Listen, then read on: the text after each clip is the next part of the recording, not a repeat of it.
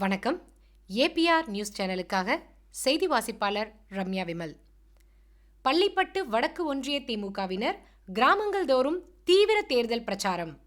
இந்திய திருநாட்டின் 2024ஆம் ஆண்டு மக்களவை தேர்தலை முன்னிட்டு தமிழ்நாட்டில் வருகின்ற ஏப்ரல் மாதம் 19ஆம் நாள் நடைபெற உள்ள ஒரே கட்ட தேர்தலில் இந்தியா கூட்டணியின் திராவிட முன்னேற்றக் கழகத்தின் அரக்கோணம் நாடாளுமன்ற தொகுதியில் 4வது முறையாக போட்டியிடும் வேட்பாளர் டாக்டர் எஸ். ஜெகத்ரட்சகன் எம்பி அவர்களை ஆதரித்து பள்ளிப்பட்டு வடக்கு ஒன்றிய திமுக செயலாளர் வழக்கறிஞர் சி.ஜே. சீனிவாசன் ஒவ்வொரு கிராமமாக சென்று வாக்காளரை சந்தித்து தீவிர தேர்தல் பிரச்சாரம் மேற்கொண்டு வருகிறார்.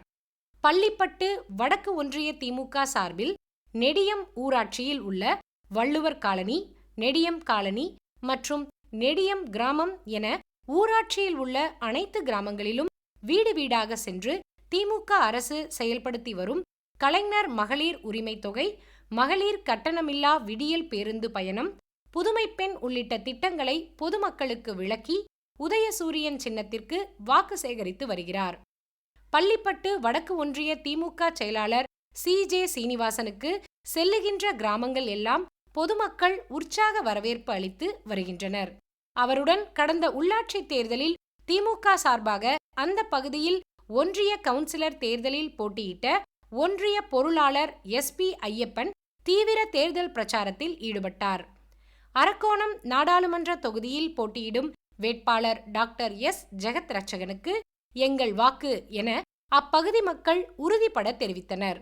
இந்நிகழ்ச்சியில் நெடியம் ஊராட்சி மன்ற தலைவர் சாந்தி ஞானப்பிரகாசம், வழக்கறிஞர் சி.ஜே. செந்தில்குமார், எம். பாபு, மாவட்ட அணிகளின் துணை அமைப்பாளர்கள் G. Manoharan, A K. Ravi, Pallipattu S A. Khaleel, C. Sekar, மீசை Venkatesan, N. Janakiraman, A. Purandar, Amos, Saddam Hussain, அப்பகுதி திமுக நிர்வாகிகள் பி. குமார், சரவணன், ராகவன், வஜ்ரம், பப்ளு, ஹரிமாதவன், ரகு, மோகன், ரமேஷ், பிரசாந்த், மார்கண்டேயா உள்ளிட்ட திமுக நிர்வாகிகள் மற்றும் தொண்டர்கள் பெரும் திரளாக பங்கேற்றனர்.